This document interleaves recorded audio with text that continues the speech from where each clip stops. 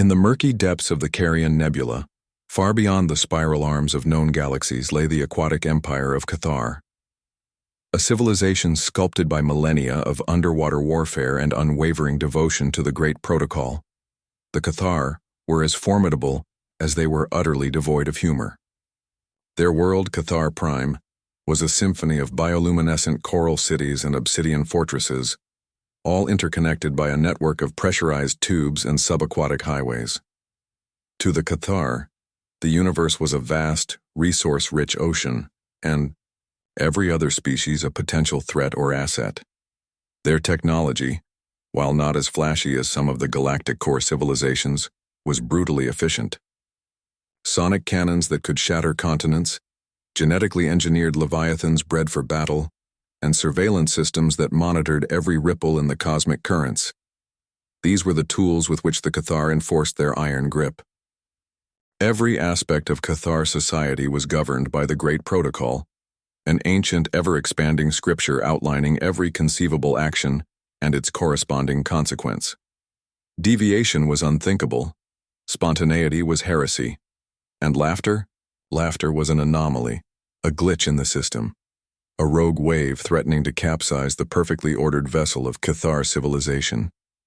It was this unwavering belief in protocol that led them to classify species by numerical designation, cataloging strengths, weaknesses, and potential uses in the grand calculus of galactic conquest. And it was protocol, of course, that dictated the acquisition and subsequent containment of Subject 42, a creature from a backwater planet they designated as Earth. A human. The K'tharr had observed this species for some time, noting their peculiar inconsistencies, their baffling emotions, and their unsettling habit of vocalizing what they termed laughter. The High Council, a body of ancient bioluminescent cephalopods, deemed the humans worthy of further study, primarily to understand the source of their chaotic behavior and, if possible, to weaponize it. After all, what could be more disruptive than a weapon that made your enemies happy? And so a patrol ship, the K'tharr's Scorn, was dispatched to Earth orbit. A daring raid was executed. And Subject 42, a woman named Sarah, was brought back to K'tharr Prime, ready or not, to face the unblinking gaze of an empire that feared nothing, except perhaps a good chuckle.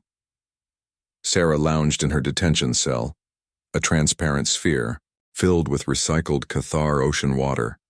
The filtration system hummed a monotonous tune, which she had to admit was almost soothing after the ear-splitting shriek of their sonic cannons during the abduction. She floated there, limbs spread wide, a picture of utter nonchalance. Cozy, she muttered to herself, earning a confused gurgle from one of the K'tharr guards stationed outside. They were imposing figures, clad in bio-armor, their multifaceted eyes fixed on her with an intensity that would have unnerved anyone else. But Sarah just grinned and gave them a lazy wave. "Hey fellas, how's the, conquering going?"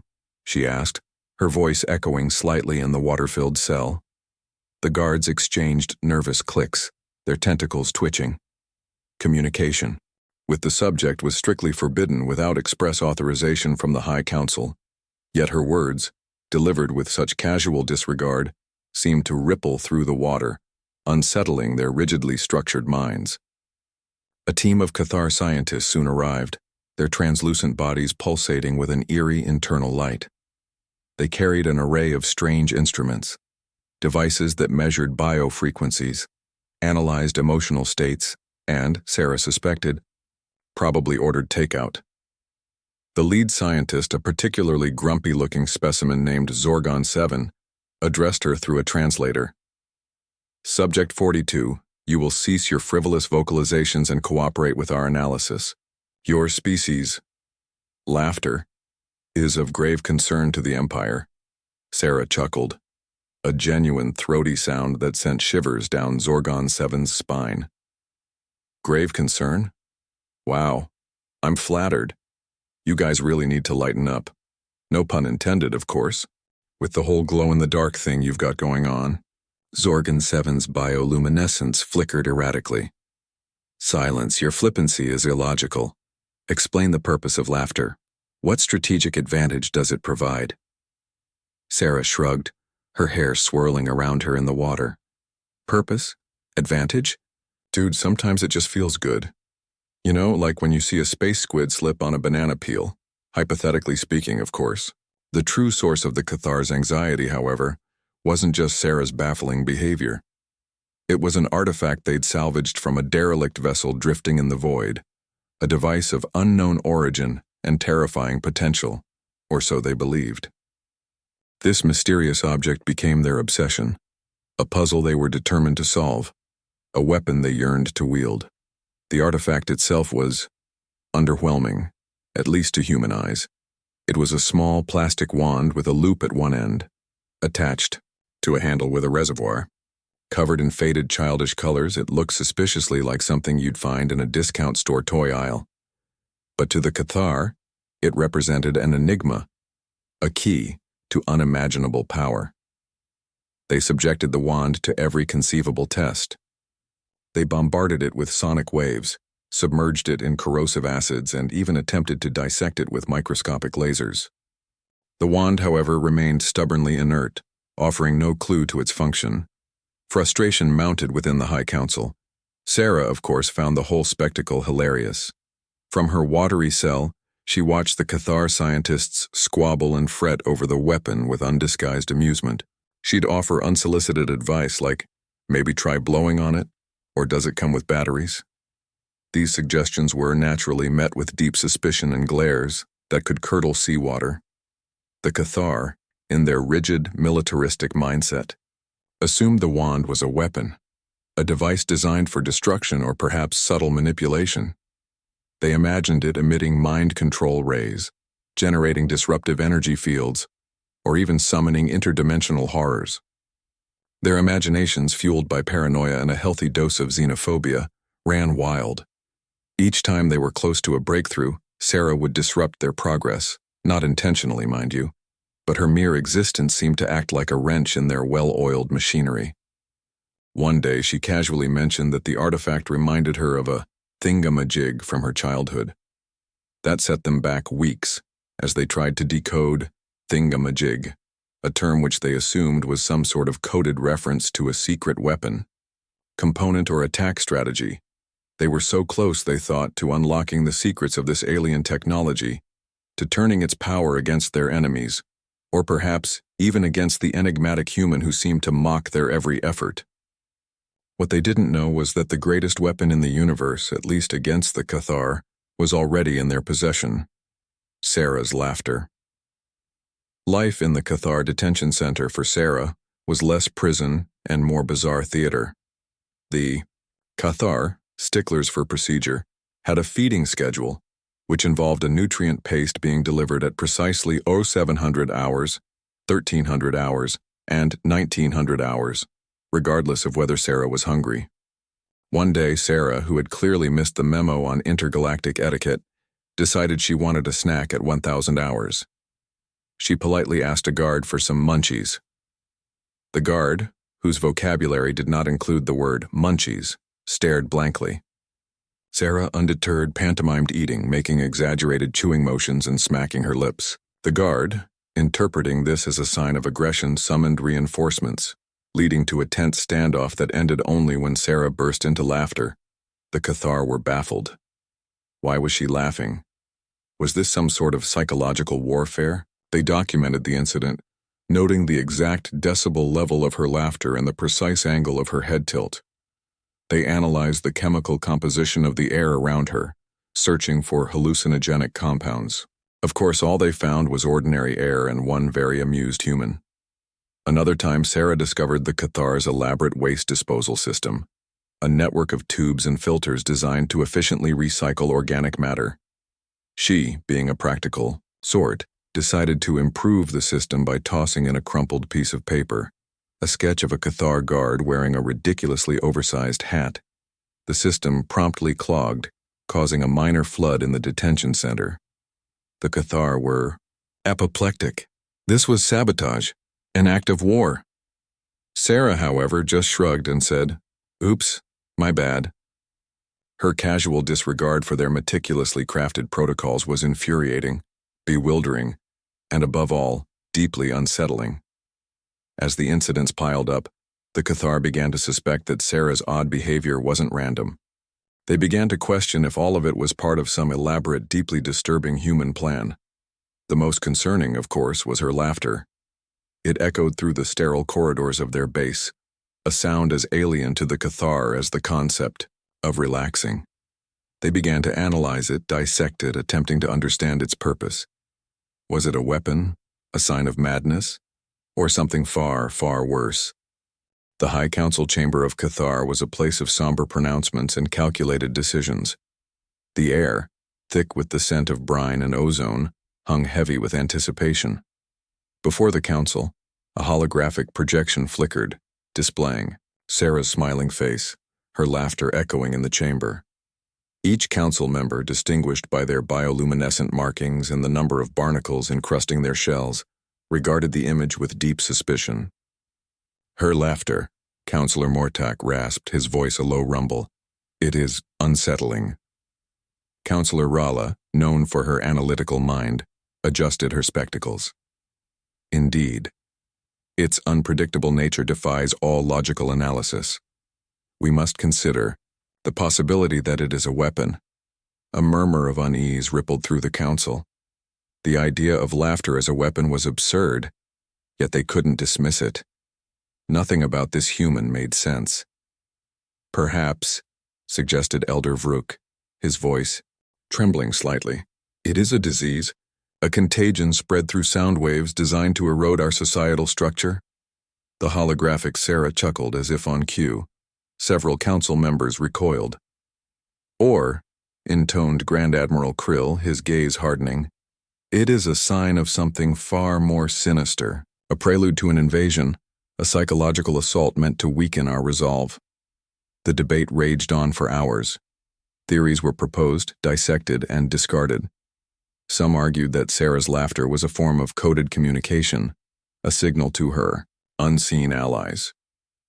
Others believed it was a manifestation of some unknown human psychological disorder, a form of madness that threatened to infect the K'tharr collective. All agreed on one thing: Sarah's laughter was a threat. We have faced down cosmic horrors, conquered star systems, and subjugated countless species, Grand Admiral Krill declared, slamming his fist on the table. We will not be undone by a giggle. He proposed a radical solution: immediate and total sensory deprivation for Subject 42. Silence her laughter and they would silence the threat. The council, desperate for answers, reluctantly agreed. The fate of the K'tharr Empire, it seemed, rested on deciphering the mystery of a human's laughter. But little did the K'tharr know. Their fear was precisely the point. Sound of beer. A retro computer booting up, followed by frantic typing. A world away, or rather several light years away, a very different scene was unfolding. We cut to a flashback. Earth. A cozy, cluttered apartment bathed in the warm glow of multiple monitors. Sarah, looking younger and far more focused, is hunched over a keyboard, a mischievous glint in her eyes. Empty coffee cups and stacks of research papers surround her. This wasn't the picture of a hapless captive, but of a scientist on a mission. Okay, phase 3 complete, she mutters to herself, adjusting her glasses. K'tharr behavioral patterns are even more rigid than I initially projected. Their response to unexpected stimuli, priceless. On one screen, complex algorithms track the emotional responses of various K'tharr individuals to different stimuli, including, notably, human laughter. Turns out Sarah wasn't some random abductee. She was Dr. Sarah Jenkins, a xenoanthropologist with a rather unorthodox approach to fieldwork. Her specialty? Cultural disruption. Her method? Calculated trolling. Conventional methods are so boring, she'd once declared to a bewildered academic panel. You want to understand a culture? Tick it off, see how it reacts when you break all the rules. And break the rules she did. The capture wasn't an accident. It was a carefully orchestrated plan, years in the making. Sarah had deliberately engineered her abduction, planting false signals, hacking alien communication networks, all to get the attention of the K'tharr. Gotta give them what they want, right? she joked to her funding committee. A helpless human specimen. They'll never suspect I'm the one studying them. Every careless action, every sarcastic remark, every burst of laughter was meticulously planned, tested, and documented. Sarah was observing the K'tharr, pushing their buttons and recording the chaos that ensued. She'd anticipated their fear of the unknown, their rigid adherence to protocol, and their utter lack of a sense of humor. And she was exploiting it all for the sake of science. The key, she types furiously, is the laughter. They perceive it as a threat because they cannot comprehend it. It represents everything they are not: spontaneous, illogical, joyful. She pauses, a thoughtful expression on her face. Time to escalate. Phase 4. Weaponized absurdity. The screen flickers, displaying a schematic of a seemingly innocuous object. A bubble blower. Sarah grins, a genuine, unrestrained grin that has nothing to do with scientific observation. Let's see how they handle this. With a final keystroke, she uploads the next stage of her plan, knowing that the K'tharr are watching, listening, and completely misunderstanding everything. Back in her apartment, she raises her coffee cup in a mock toast. To science, and to the glorious art of messing with aliens. Back in the K'tharr research lab, the tension was thicker than the nutrient broth they called food. Sarah, still, chained but remarkably unfazed, watched as the High Commander approached the weapon with a mixture of dread and anticipation. He barked an order, and a nervous technician activated the device. With a flick of her wrist, Sarah snatched the device from the technician, who promptly fainted. All right. Settle down, folks," she said, her voice echoing in the cavernous lab. "Let's see what this baby can do." She dipped the loop into the solution, took a deep breath, and blew. Bubbles. Hundreds of shimmering, iridescent bubbles floated into the air, catching the strange filtered light of the K'tharr facility. They drifted lazily, reflecting the astonished faces of the K'tharr scientists and soldiers. The High Commander, for once, was speechless. For a moment, there was only silence, broken by the gentle popping of bubbles. Then, a low rumble started, not of impending doom, but of confusion. The K'tharr looked at each other, their multifaceted eyes wide with bewilderment.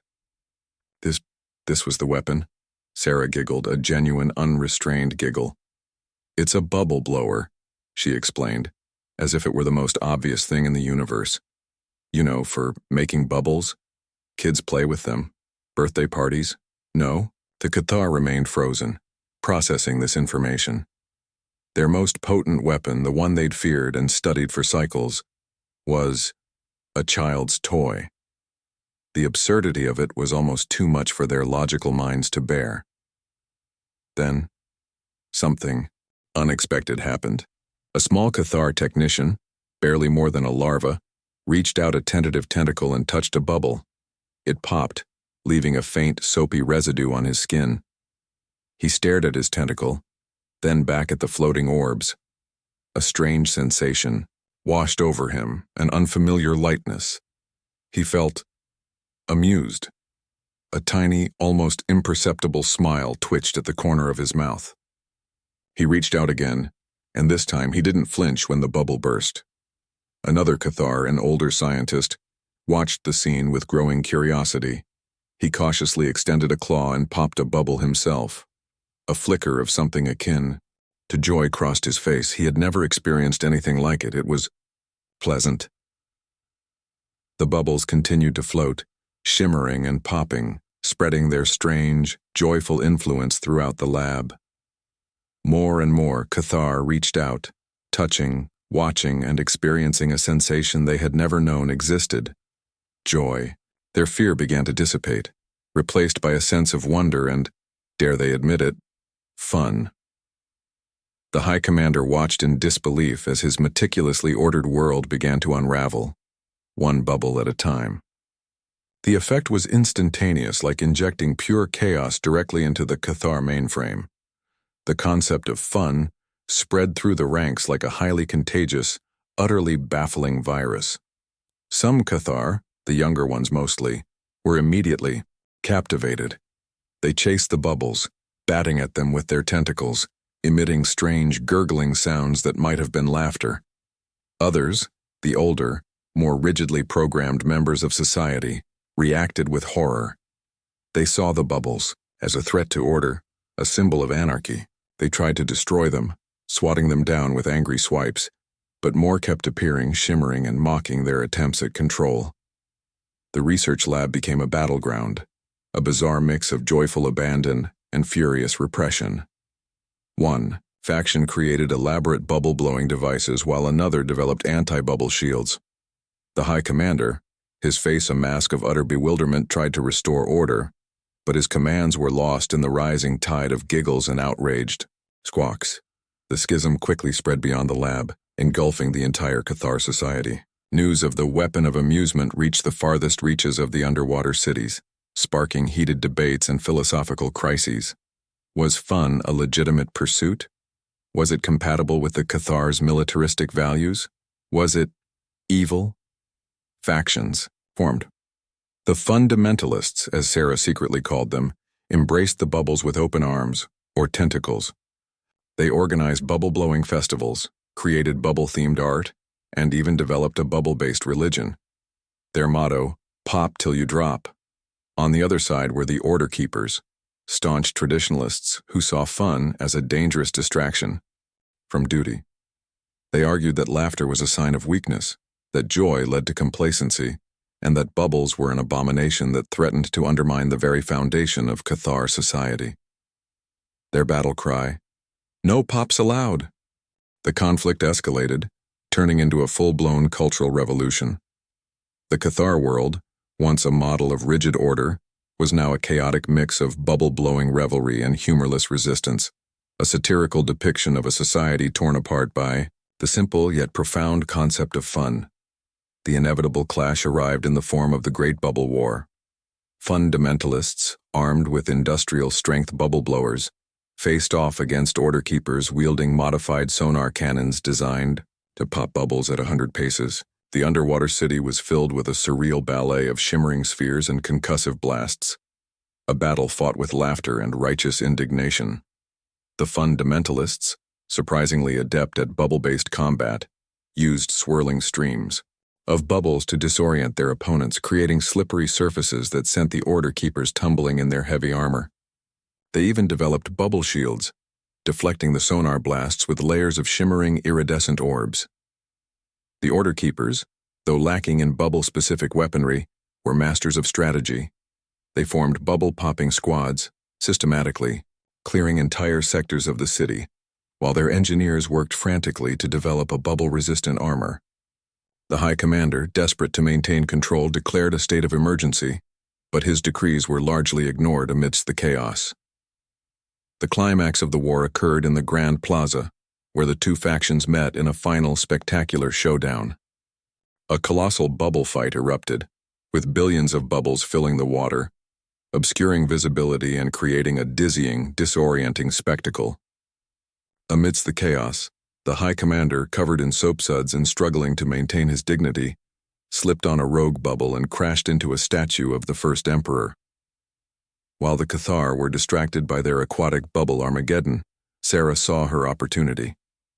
With the guards either participating in the bubble battle or utterly bewildered by the unfolding events, she simply strolled out of the research facility. Nobody even noticed her go, too caught up in the absurdity of it all. She wasn't escaping, so much as politely excusing herself from a rather bizarre tea party, making her way to a conveniently located escape pod. Apparently, nobody thought to secure those either. Sarah punched in a set of coordinates she'd memorized weeks ago. As the pod detached and sped away from K'tharr, she couldn't help but chuckle. The K'tharr would be dissecting the implications of bubbles for generations. Her mission was complete. Years passed, and the Aquatic Empire of K'tharr never quite recovered from the laughter infestation of 37. Their rigid protocols were forever stained with the iridescent shimmer of bubbles, their military precision slightly offset by an undeniable urge to giggle at inappropriate moments. The High Council, after countless debates and philosophical treatises, eventually declared the Great Bubble War a necessary, if somewhat embarrassing, learning experience. The concept of fun remained a contentious issue, splitting K'tharr society into those who embraced the absurdity and those who clung to the old ways with grim determination. Public displays of amusement were still frowned upon, but behind closed doors one could often find K'tharr citizens secretly practicing their bubble-blowing techniques or sharing forbidden jokes. And in the heart of the Grand Plaza, where the High Commander had met his soapy demise, stood a monument to the unlikely catalyst of their cultural revolution. It was a giant bubble, seemingly frozen in time, its iridescent surface capturing the light in 1,000 shimmering reflections. The technology to preserve such a fragile form had cost a fortune, requiring the combined efforts of the Empire's finest scientists and engineers. Some saw it as a symbol of shame, a reminder of their vulnerability to human absurdity. Others viewed it as a testament to the power of laughter, a reminder that even the most rigid of cultures could be challenged by something as simple as a bubble. Perhaps Sarah knew this all along. Perhaps her laughter wasn't a weapon, but a key that unlocked something hidden deep within the K'tharr, a capacity for joy, for silliness, for simply letting go. A capacity they never knew they possessed, until a human anthropologist with a penchant for chaos and a well-timed chuckle showed them the way. And as the light danced across the surface of the giant bubble, reflecting in the eyes of the K'tharr citizens who gathered there, one could almost hear the faint echo of a human's laughter, a sound that forever changed the fate of an empire. The universe, it seemed, had a sense of humor after all.